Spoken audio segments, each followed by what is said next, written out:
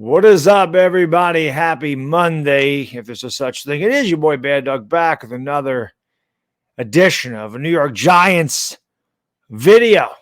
As always, I appreciate you clicking on the video. Thank you so much. Hit the thumbs up, hit the subscribe button, ring the bell. Playoffs.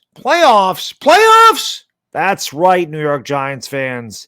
The playoffs for the New York Giants begin on Sunday, 4:30 in Minnesota. For the first time in 6 years, we're going to play a game outside of the regular season, and I got to tell you, I'm pretty damn pumped up. But before we get into the talking about Minnesota, let's talk about what happened yesterday. The Philadelphia Eagles win the division. They finished 14-3 as they squeak by our third and fourth string players by the score of 22-16. I got to be honest, the first half was a little dull, a little dreary. And I mean, obviously, didn't really have much of a feel to it. It's been interesting that this season, especially that last game, the two Philadelphia Eagle games really didn't mean a lot to the Giants. And the first one meant something, but obviously Giants fans knew that the game against Washington the week after was pretty much our season. If we lost that game to Washington, we were pretty much done. And if we beat Washington, we had a good chance to make the postseason, which would be Washington. Now here we are in the postseason. So it is weird because normally I'm so amped up for the Eagles games because obviously I don't like the Eagles. As a matter of fact, I hate the Eagles. Anybody that knows me knows I don't care for the Eagles one bit. But I digress.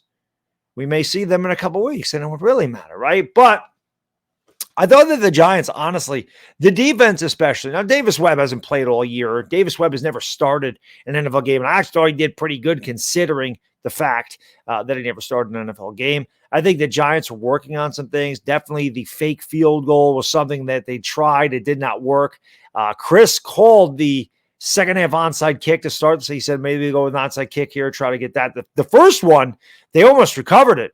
Obviously the Eagles may not have been prepared for that. They surprised them a little bit. And at the end of the game, Eagles were definitely prepared for the onside kick. They knew it was going to happen, and it just didn't. I just wanted the Giants to recover that so bad, just to put a little scare in Philadelphia. And of course, Dallas fans, they probably weren't too happy that we played Davis Webb and that we played most of our backups throughout the day. Evan Neal did play. Evan Neal needs the reps. And Evan Neal had a tough game again. He had a couple of false starts. So obviously they're just, he's a work in progress, trying to get him better, trying to get those reps.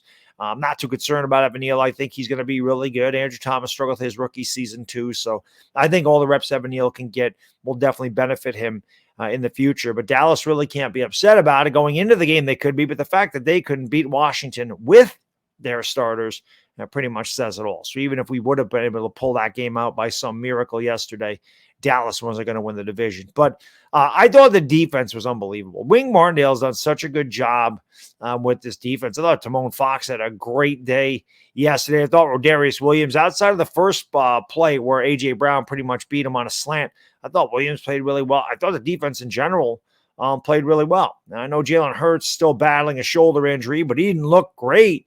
Eagles offensively didn't look great again against our second, third, fourth string guys defensively. So maybe it benefits the Giants big time if we do play Philadelphia in a couple weeks. We didn't show really much anything there. Philadelphia, I don't know how much they showed either, to be honest with you. I don't really know. It was a weird feel because when the Giants and Eagles play, usually bragging rights are at stake or something's at stake. In this game, really, I know the Eagles had to win to get, the number one seed, but at the end of the day, I mean, they were going to get it anyway. I mean, San Francisco won, so I guess Philadelphia had to win, but regardless, it was just a different feel, but it was fun. The second half was fun. We did get a little close. Davis Webb trucking his way into the end zone was pretty awesome. They definitely ran some RPOs, and Davis Webb isn't Daniel Jones. He's not going to be able to run that RPO the way Jones does, but that was pretty encouraging that there were some big holes for Davis Webb. Obviously, in the last touchdown drive, he had a couple of really good, which looked to be quarterback draws. They weren't so much RPOs as they were just a straight quarterback draw. So those things may work in a couple weeks, but again, we don't want to get ahead of ourselves. The Eagles may await, but we have to get by the Minnesota Vikings. The Vikings, I wanted another shot at them. And I think most Giants fans did. Felt like we let one get away there in Minnesota. Not because we completely outplayed Minnesota. Minnesota was ahead a lot of that game.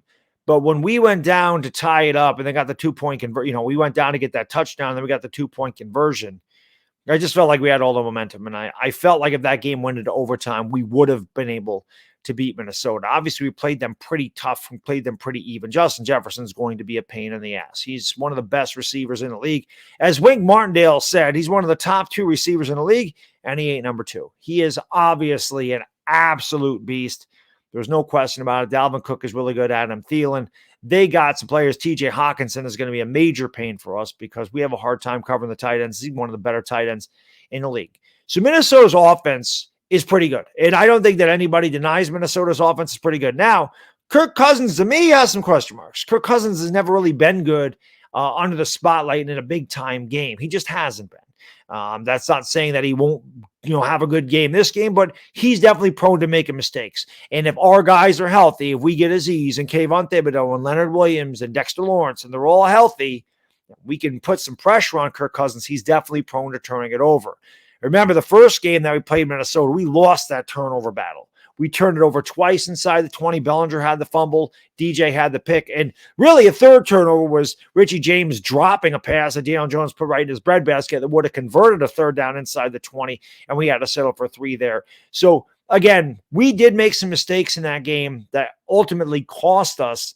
But I felt like that was one of the best offensive games our offense have played. And then, of course, it went into the next week against Indianapolis where it felt like the offense was really starting to find its groove.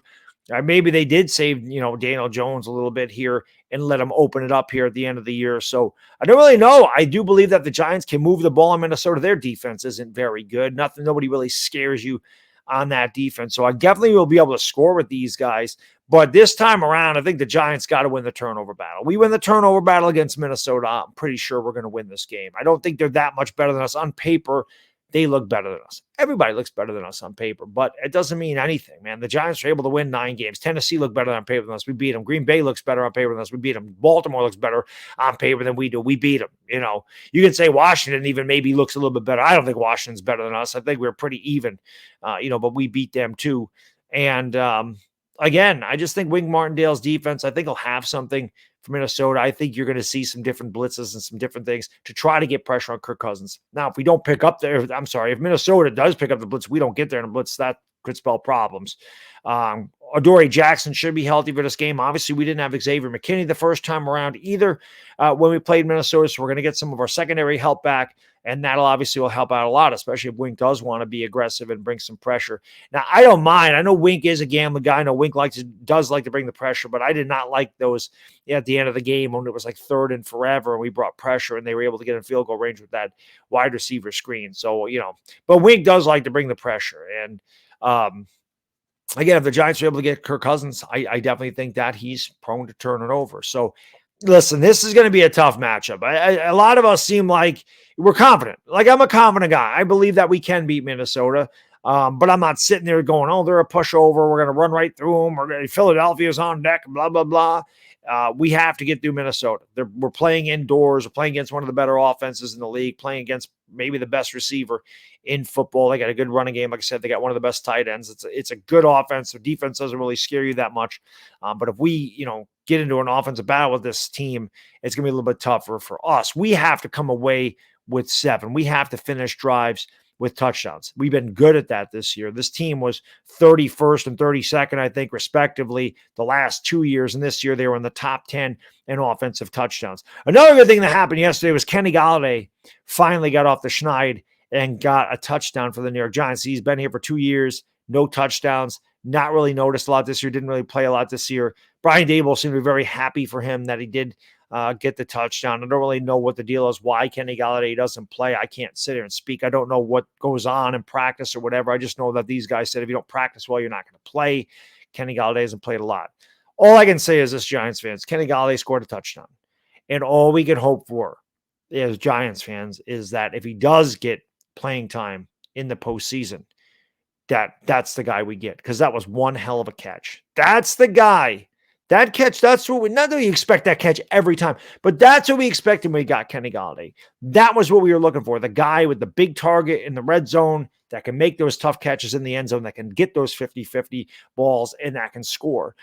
That's what we were looking for, the contested catches. That's what we brought him in here for. Maybe that's one of the biggest things that happened for us yesterday, is that Kenny Golladay gets his confidence back. And maybe the coaching staff finds some confidence in Kenny Golladay, and listen, as bad as he's been here, you step it up in the postseason, everything's forgiven. I mean, that's just where it goes. The regular season's over, right? Regular season does not matter now. Every team is 0-0 right now. Every one. So this is a one-loss tournament, man. You win, you move on. You lose, you go home. So there are no mulligans. So if Kenny Galladay can help out and give us a boost in the offense that we haven't had all year, while this offense has started to pick it up the last couple of weeks, before yesterday, obviously when our starter sat, that'd be huge. That'd be huge. So hopefully Galladay, finds it. Hopefully we get all of our guys out there. We're all healthy, ready to rock and roll. We give Minnesota 100%. They give us 100%. I expect it to be a tight game. No question about it. I'll probably be live, talking about the game, whatever, at least once this week. Definitely be live for the Lakers tonight at 8:45. Come on by for that if you'd like to.